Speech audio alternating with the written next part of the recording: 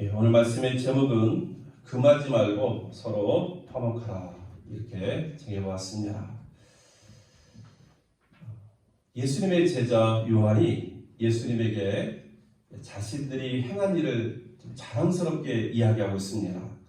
오늘 38절에 있는 것처럼 선생님, 우리를 따르지 않는 어떤 자가 주의 이름으로 귀신을 내쫓는 것을 우리가 보고 우리를 따르지 아니함으로 금하였습니다. 아마도 이때 요한은 예수님께 칭찬받을 것을 생각하면서 우쭐한 마음으로 이야기했을 것입니다. 제자들이 그만 이 사람이 누구입니까? 오늘 이 짧은 38장 한 절에 두 번 강조되고 있는 것이 있습니다. 그게 뭐냐면 우리를 따르지 않는 자입니다. 우리를 따르지 않는 자. 예수님과 제자들을 따라다니지 아니하는 자다. 이 말입니다. 한마디로 말하면 우리 편이 아니다 하는 것입니다. 그래서 제자들은 우리 편도 아닌데 예수님의 이름을 부르면서 귀신을 쫓아내는 어떤 사람이 괜히 싫거나 아니면 미운 마음이 들어서 금했습니다. 지금 이렇게 이야기하는 것입니다. 어찌 보면 오늘날로 말하면 갑질하는 것입니다. 자신들은 예수님의 12제자라는 것입니다. 어떤 특권의식이 있는 것입니다. 그래서 우리 편도 아닌데 예수의 이름의 권세를 보이는 어떤 사람을 우리가 금했습니다. 지금 이야기하는 것입니다. 더욱이 얼마 전에 자신들은 변화산 아래에서 귀신 들린 아들에게서 귀신을 쫓아내지 못했습니다. 그래서 사실은 좀 망신을 좀 당했거든요. 그런데 이름도 모르는 어떤 사람이 예수의 이름으로 귀신을 쫓아내고 나니까 제자들 입장에서는 이 사람이 더욱 못마땅했을 거라는 것입니다. 지난 시간 우리는 제자들이 서로 누가 크냐 하는 문제로 다툰 것을 보았습니다. 제자들 속에 이런 우월의식, 서열의식, 권력에 대한 욕심 이런 것들을 보면서 일그러진 제자들의 모습을 보았습니다. 그런데 오늘 본문에서는 누군가를 금하는 이런 모습 속에서 제자들의 특권의식 그리고 파벌의식 배타적인 어떤 감정들, 편가르기 이런 어떤 부정적인 모습들도 우리가 보고 있습니다. 그런데 어쩌면 이러한 제자들의 모습 이런 모습 속에 우리의 모습들도 담겨 있지 않을까 하는 것입니다. 사실 우리들도 교회 안에서는 교파주의, 네가 어느 교단에 속해 있느냐, 또 사회 속에서는 학연이나 지연이나 혈연 이런 것들로 편가르게 하는 우리의 모습을 참 많이 봅니다. 타 종교를 인정하거나 존중하지 않는 그런 독선적인 모습도 보게 됩니다. 얼마 전에 우리가 매체를 통해서 본 것처럼 일부 기독교인들이 부처님 오신 날 조계사 앞에서 찬송가를 부르면서 하나님의 뜻을 전하러 왔다고 스피커폰으로 이렇게 이야기해가지고 조계사 경내에서 부처님 오신 날 봉출 법요식을 방해한 적이 있습니다. 이것 때문에 지금 고소가 들어온 걸로 알고 있습니다. 여러분, 이 종교, 우리가 살고 있는 이 종교 다원화 시대에서 다른 종교를 존중하지 않고 인정하지 않는 가운데서 이렇게 독선적인 모습을 보이는 것을 과연 하나님이 기뻐하실까요? 저는 아니라고 생각합니다. 오늘날 이 세상에 살아 우리 그리스도인들이 오늘 본문에 나와 있는 이 제자들의 모습 속에 동일하게 갇혀 있는 것은 아닌지 한번 우리 자신을 좀 돌아볼 필요가 있다. 진리는 우리가 붙들고 있는 예수 그리스도의 십자가의 진리는 변함이 없지만 그러나 함께 더불어 사는 이 시대 가운데 나와 생각이 다르고 신앙이 다른 사람들을 인정하고 존중하는 것은 신앙인을 떠나서 시민으로서의 기본적인 상식에 속한다. 우리 교회 안에는 어떤 형태든지 이런 편가르기 문화가 있어서는 안 될 줄로 믿습니다. 여러분, 우리는 주님의 몸된 교회에 지체라는 이런 공동체 의식을 가지고 포용하고 용납해주는 사랑과 섬김의 공동체가 되어야 될 줄로 믿습니다. 그런 교회 공동체가 될 수 있기를 주의 이름으로 축원합니다. 제자들의 이런 행동에 대해서 예수님께서 단호하게 명령하십니다. 금하지 말아라. 그러시면서 예수님께서 금하지 말아야 될 두 가지 이유를 말씀해 주시는데, 그 첫 번째가 뭐냐면 예수님의 이름으로 귀신을 쫓아낸 사람이 즉시로 예수님을 비방하지 않을 것이다. 두 번째로는 우리를 반대하지 않는 자는 우리를 위하는 자다. 이렇게 말씀하고 있습니다. 제자들이 금했던 사람이 어떤 사람인지는 성경에 자세히 기록되어 있지 않습니다. 다만 이 사람이 예수님의 이름으로 귀신을 쫓아내었다 하는 것만 기록하고 있습니다. 여러분, 바리새인들과 서기관들이 예수님을 향해서 바알세불을 의지하여 귀신을 쫓아낸다고 비난했을 때에 예수님께서 뭐라고 대답하셨습니까? 사탄이 어찌 사탄을 쫓아낼 수 있느냐? 만일 집이 스스로 분쟁하면 그 집이 설 수 없다. 여러분, 그렇다면 이 사람 역시 귀신에게 이 적대시하는 마음이 있었기 때문에 예수님의 이름으로 귀신을 쫓아낸 것이 아니겠습니까? 그렇다면 이 사람 역시 예수를 믿는 사람이 아니겠습니까? 그렇다면 이 사람 역시 예수님과 함께 마귀의 멸하고 하나님의 나라를 세우는 예수님의 제자가 아닌가 하는 것을 우리가 생각해 볼 수 있습니다. 제자들의 관심은 우리 편인지 아닌지에 있었습니다. 그렇지만 예수님의 관심은 이 사람이 어디에서 그리고 누구와 일하는지 그것을 상관하지 않습니다. 오직 예수님의 이름으로 함께 하나님의 나라를 세우고 있음에 관심이 있음을 보게 됩니다. 우리들에게도 이런 신앙의 관점이 필요합니다. 우리를 반대하지 않는 자는 우리를 위하는 자다. 예수를 반대하지 않는 자는 예수를 위하는 자다. 우리 교회 성도만이 그리스도인이 아닙니다. 이 땅에 있는 모든 그리스도인들이 다 예수님의 사람들입니다. 우리 교회만이 주님의 교회가 아닙니다. 이 땅에 있는 모든 교회들이 주님의 교회입니다. 우리는 내가 주께 은혜를 입어서 구원받고 주께 받은 은사로 봉사하는 것처럼 다른 사람도 주님의 은혜를 입어 구원받았고 다른 사람들도 주님께 받은 은사로 섬기고 있는 우리의 동역자라는, 또 우리와 함께 신앙생활하는 공동체라는 것을 우리가 늘 기억하면서 다른 성도, 다른 교회도 마땅히 인정하고 또 존중해야 될 줄로 믿습니다. 우리는 우리가 소속되어 있는, 지금 우리가 출석하고 있는 교회만을 섬기는 교인이 아니라 모든 교회의 머리가 되시는 예수님을 섬기는 제자와 성도라는 이 믿음으로 신앙생활을 줄로 믿습니다.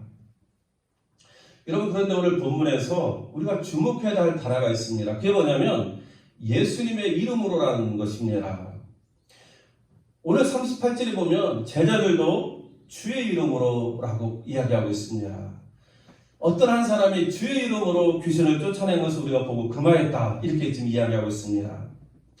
그런데 37절에 보면 내 이름으로, 그리고 39절에 보면 예수님께서는 내 이름을 의탁하여, 이렇게 지금 이야기하고 있습니다.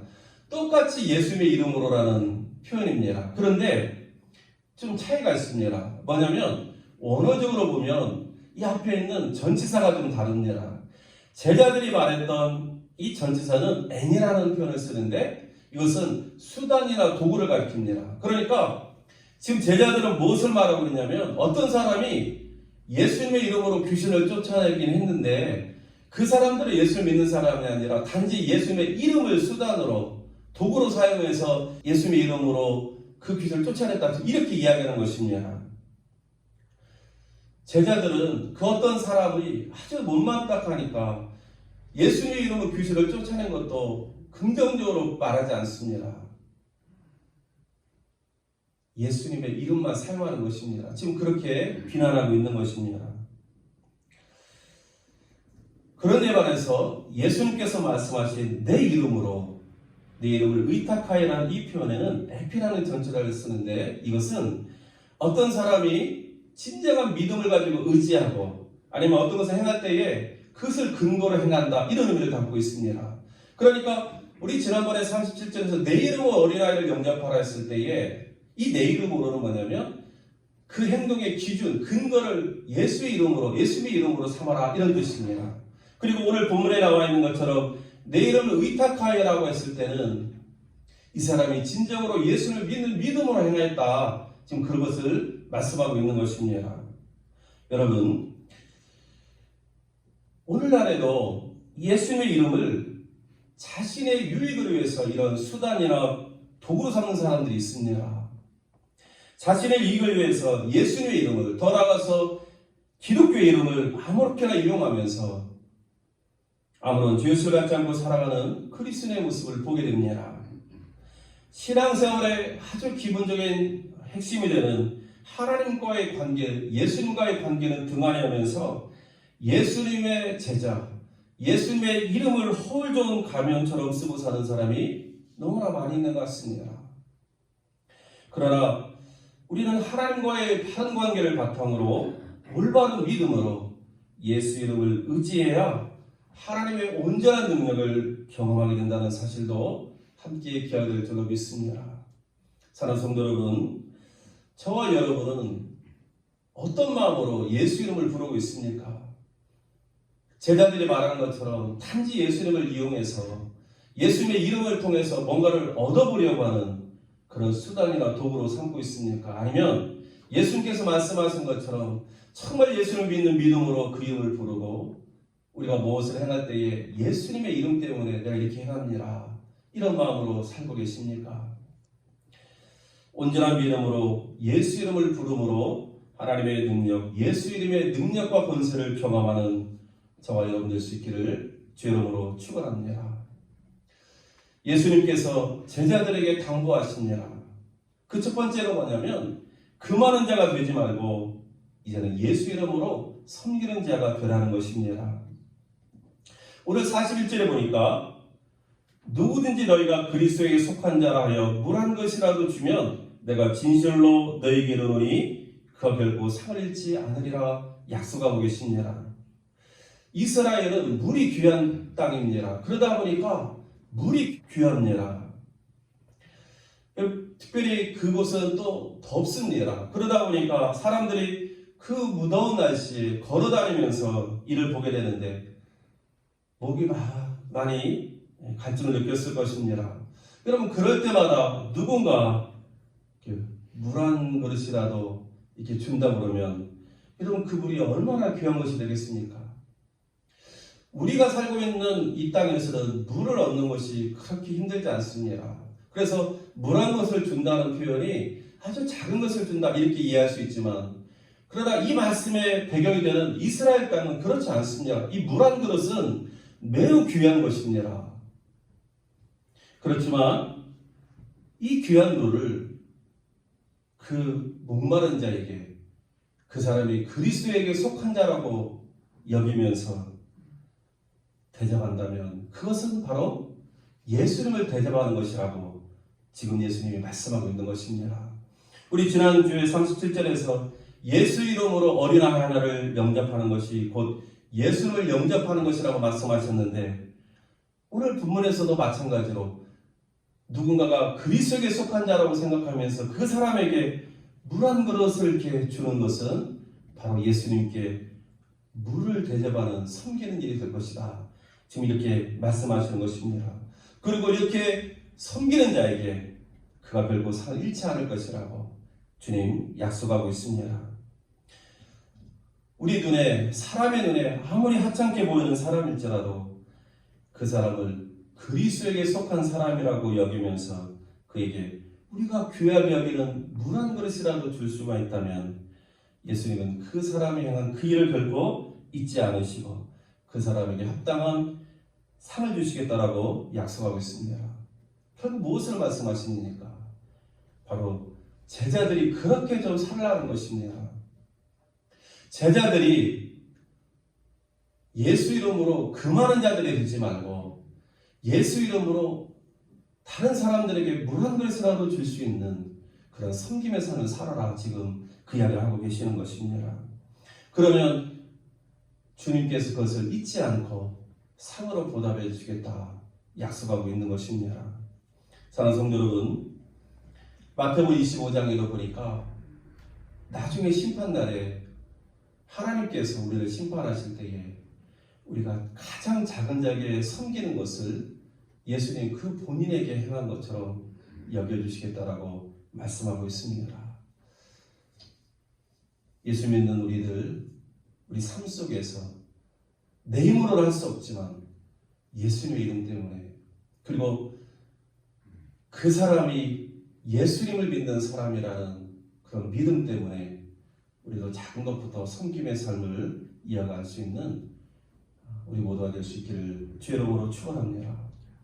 두 번째로 예수님께서 제자들에게 당부하는 것은 뭐냐면 누군가를 금하다가 그 사람을 실족하게 하는 자가 되지 말아라. 지금 그 이야기를 하고 있습니다.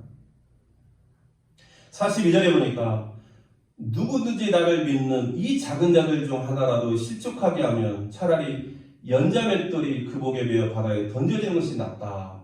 이렇게 비유하고 말씀하고 있습니다. 여러분, 실족하게 한다는 것이 무엇입니까? 이 실족하게 한다는 것은 두 가지 단어가 혼합되어 있는 것입니다. 올무나 함정, 이런 단어와 함께 그것에 넘어지다, 그것에 걸리다, 이런 의미가 함께 포함되어 있습니다. 그러니까 실족하게 한다는 것은 뭐냐면 어떤 사람을 범죄하도록 유도하는 것이나 아니면 어떤 사람 앞에 장애물이나 걸림돌을 놓아서 넘어지게 하는 것, 이것이 실족하게 한다는 뜻입니다. 여러분, 실족하게 하는 행위는 아직 믿음이 연약한 자를 죄길로 유도하는, 유인하는 그런 직접적인 행동뿐만 아니라 그들을 영접하지 않고 거절하고 무시하고 그들이 하나님 앞에서 더 나가지 못하고 오히려 하나님తో 멀어지게 하는 행동까지라는 것을 우리가 기억해야 됩니다. 왜 이 실족하게 하는 것을 하지 말아야 됩니까? 믿음이 작은 자 한 사람이 누군가로부터 말이나 어떤 행동으로 말미암아 실족하게 되어서 예수님을 따르는 그 믿음의 길에서 떨어져서 마침내 그가 영원한 지옥불에 놓이게 되는 일이 생길 수 있기 때문에 그렇습니다. 여러분, 예수님을 따라서 실족교대형으로 예수님을 따라서 지옥불에 던져졌던 그 사람, 오늘 성경에 보면 그 지옥이 어떤 곳이라고 말씀하고 있습니까? 원래 지옥이라는 그 단어는 게헨나라는 표현을 씁니다. 원래 히브리어로는 게힌놈인데요, 이것을 이렇게 헬라어로 바꾼 것인데요, 이 게헨나는 뭐냐면 흰놈의 아들의 골짜기라는 뜻이 있습니다. 흰놈의 아들의 골짜기. 예루살렘 남서부에 있는 이 흰놈의 골짜기는 황소 형상의 이방신 몰록에게 이스라엘 백성들이 자녀들을 희생제물로 바쳤던 곳입니다. 제가 사진을 보니까 머리는 황소고 몸은 사람입니다. 그런데 어떤 자세냐면 이런 자세입니다. 이런 자세, 이렇게 황소가 그 몰렉 신이, 그리고 이 구리로 만들었기 때문에 그 형상 밑에다가 불을 뗍니다. 불을. 그러면 이 열이 구리를 붉게 달굽니다. 그러면 그 어린아이를 이 황소의 손 위에다 올려놓아서 태워서 죽이는 그런 제사법입니다. 유다 백성들도 이 몰록신을 섬겨가지고 아들들을 바쳤습니다. 자녀들을 바쳤습니다. 그런데 요시야 때 이후에 이것을 폐하버립니다. 그러면서 이곳을 혐오스럽게 여기면서 여기다가 온갖 잡다한 쓰레기, 그리고 죽은 사람의 시체나 동물들, 이런 것들을 이제 갖다 버리게 됩니다. 그러다 보니까 이곳에 부패가 심하게 되고, 그래서 오염될까봐 이곳을 다 불러 태워버립니다. 그래서 이곳은 늘 불이 타기 때문에, 그리고 꺼지지 않는 불이 있기 때문에 이곳을 이후의 사람들은 지옥처럼 생각하고 지옥을 여기에 비유하고 있습니다. 그래서 43절도 보면 지옥을 말할 때에 곧 꺼지지 않는 불로 기록하고 있음을 보게 됩니다. 그런데 어떤 시체는 불에 태워지기도 하지만 또 어떤 시체는 태워지지 않고 그냥 썩어갑니다. 그러다 보니까 거기에 구더기가 막 생기는 것입니다. 그래서 48절에 보면 거기에서는 구더기도 죽지 않고 불도 꺼지지 않는다. 지금 이렇게 표현하고 있는 것입니다. 여러분, 지옥이 이렇다는 것을 말하는 게 아니라 지옥은 이런 것 같다라고 지금 비유로 말씀하시는 것입니다. 구더기가 죽지 않는 지옥은 죽음 이후에도 형벌이 계속되는 것을 상징합니다. 지옥에서의 불은 영원히 꺼지지 않고 계속해서 타오르고 그 고통은 끝이 없다. 지금 예수님께서 말씀하고 있는 것입니다.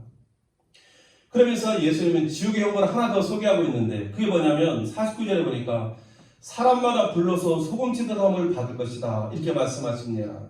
이것의 원어적 의미는 뭐냐면 불과 함께 소금 뿌림을 당할 것이다. 이런 의미입니다. 여러분, 지옥불에 막 뜨거워가지고 고통이 극에 달하고 있는데 그 가운데 또 소금을 뿌린다고 생각해 보십시오. 얼마나 고통스럽겠습니까? 그러니까 지금 예수님께서 계속 말씀하시는 것은 뭐냐면 실족하게 되어서 지옥불에 떨어지게 되면 이런 고통이 있다. 즉 그것을 비유로 말씀해 주시는 것입니다.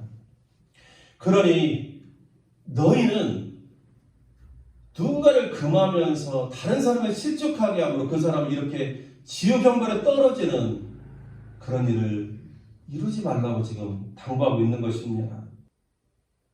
나를 믿는 이 작은 자들 중 하나라도 실족하게 하면 차라리 연자맷돌이 그 목에 매어 바다에 던지는 것이 낫다. 여러분, 연자맷돌은 나귀의 힘에 의해서 돌리는 큰 맷돌을 의미합니다. 가정에서 여인들이 이렇게 손으로 돌리는 맷돌을 의미하는 것이 아니라 그 바위를 이렇게 드무럽게 만들어가지고 나귀가 목에 걸고 몸에 걸고 빙 돌리면서 곡식을 이렇게 빻는 그런 데 쓰는 큰 맷돌입니다. 로마의 처형법 중에 이 큰 연자맷돌 그 구멍에 목을 메어가지고 저 깊은 바다로 데려가가지고 바다에 던졌는데 형벌이 있었다고 합니다. 보통 맷돌을 목에 메고 물에 빠져도 살아나올 수가 없는데 이렇게 큰 연자맷돌을 목에 메고 바다에 던져지면 그 사람에게 살 수가 있겠습니까? 그런데 지옥 형벌에 떨어지는 그 형벌이 얼마나 크고 무서운지 오히려 사람의 목에 이 큰 연자맷돌을 메고 바다에 던지는 것이 훨씬 낫다라고 지금 예수님 말씀하고 있습니다. 그러면서 누군가를 실족하게 할 바에는 너희 손과 발을 찍어버리고 눈을 뽑아버리라고 말씀하십니다. 다른 사람을 실족하게 함으로 이 범죄하게 한다는 것이 그런 뜻이거든요. 내가 어떤 도덕 윤리적으로 이런 죄를 짓는 것을 말하는 것이 아니라 여기서의 범죄함은 너의 손으로, 너의 발로, 너의 눈으로 다른 누군가를 실족해 하는 일을 하게 되면 그래서 그 사람이 지옥 형벌에 떨어지게 되면 안 되니까 그럴 바에는 차라리 너의 손과 발을 잘라버리고 눈을 뽑아버리라 지금 예수님이 말씀하시는 것입니다. 여러분, 그만큼이나 실족하게 하는 죄가 무서운 죄라는 것을 말씀해 주고 있습니다. 다른 사람을 실족해 하는 것은 그 사람의 영혼을 영원한 지옥에 떨어뜨리는 무서운 죄라는 것을 우리에게 말씀해 주십니다. 그러면서 또 하나는 우리가 예수님으로 말미암아 구원받지 못하고 지옥 형벌에 떨어지는 것이 얼마나 비참한 결과를 가져오는지도 우리에게 말씀해 주고 있습니다. 사랑하는 성도 여러분, 저는 참 이 말씀을 준비하면서 한편으로 지난날을 좀 돌아보게 되었습니다. 저는 목회자로 살기 때문에 말을 많이 하는 사람이고, 제가 부지불식간에 혹시나 성도님들의 마음을 상하게 하고 말 한마디 잘못해가지고 믿음이 연약한 자가 실족하게 된 일은 없을까, 참 두려움으로 생각해 보았습니다. 만약에 나 때문에 누군가가 실족하게 되어서 예수님 좀 믿어보려고, 하나님 좀 믿어보려고 했다가 멀어진 사람이 있다면, 나 또한 오늘 예수님께서 말씀하시는 이러한 형벌 가운데 떨어지게 한 사람이 아닌가, 그리고 그 책임이 나한테 있지 않을까 하는 두려운 마음도 있었습니다. 사랑하는 성도 여러분, 혹시라도 우리가 신앙생활하면서 교회 안에서 공동체를 이루며 신앙생활을 하다가 어떤 일 때문에 다툼이나 아니면 누군가의 마음을 좀 상하게 하면서 그 사람이 교회 나와도 발걸음이 멈춰지고 예수님 좀 믿어보려고 했던 것, 그 마음이 멀어지게 한 우리의 모습이 기억난다면, 여러분 오늘 이 말씀을 붙들고 한번 회개하면서 정말 그 사람 영혼을 위해서 다시 한번 기도해야 될 줄로 믿습니다. 예수님께서 이제 마지막으로 당부하십니다. 너희 속에 소금을 두고 서로 화목하라. 소금을 둔다는 것은 소금을 가지고 살아라는 것입니다. 성경학자들은 이 소금의 의미를 참 다양하게 해석합니다. 그런데 주로 하나님의 은혜, 또 예수 그리스도의 온전한 성품, 그리고 예수를 따르는 제자도, 이런 것들로 소개되고 있음을 보게 됩니다. 우리가 다른 사람을 금하면서 다른 사람을 실족해 하지 않기 위해서는 바로 우리 속에 이러한 소금의 은혜가 있어야 된다. 이것을 지금 우리에게 가르쳐 주십니다. 그러면서 서로 화목하라고, 서로 함께 연합해서 평화를 이루라고 말씀해 주십니다. 사랑하는 성도 여러분, 제자들은 예수님의 이름으로 귀신 쫓는 그 사람을 단지 우리 편이 아니라고, 우리와 함께하지 않는다라고 금해버렸습니다. 하지만 예수님은 실족하게 하는 일이 얼마나 무서운지를 가르쳐 주시면서 너희 안에 하나님의 은혜로, 예수 그리스도 온전한 성품으로, 그리고 예수님 따르는 온전한 제자도로 서로 연합하며 화목하게 살라고 우리에게 제자들이 가르쳐 주십니다. 마지막으로 한번 질문합니다. 과연 우리들에게 이 소금의 은혜가 있는가? 그리고 우리는 정말 신앙생활을 하면서 공동체 의식을 가지고 서로 함께 연합하면서 화목하려고 힘쓰고 있는가 하는 것입니다. 때때로 무관심 속에서, 아니면 때때로 나의 말 한마디로 이렇게 공동체가 해체되거나 위기를 당하거나 아니면 한 영혼이 실족하게 되는 일이 있음을 우리가 경계로 삼고, 오늘 주님 말씀하신 것처럼 금하는 자가 아니라 서로 화목하기를 힘쓰는 우리 모두가 될 수 있기를, 그래서 실족해 하는 일이 없는 성도, 큰 교회가 될 수 있기를 주의 이름으로 축복합니다. 함께 기도하겠습니다.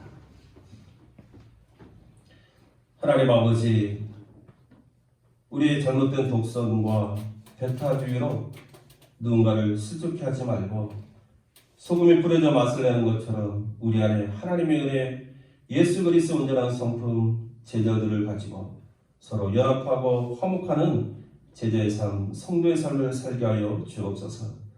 예수 그리스도 이름으로 기도하옵나이다. 아멘.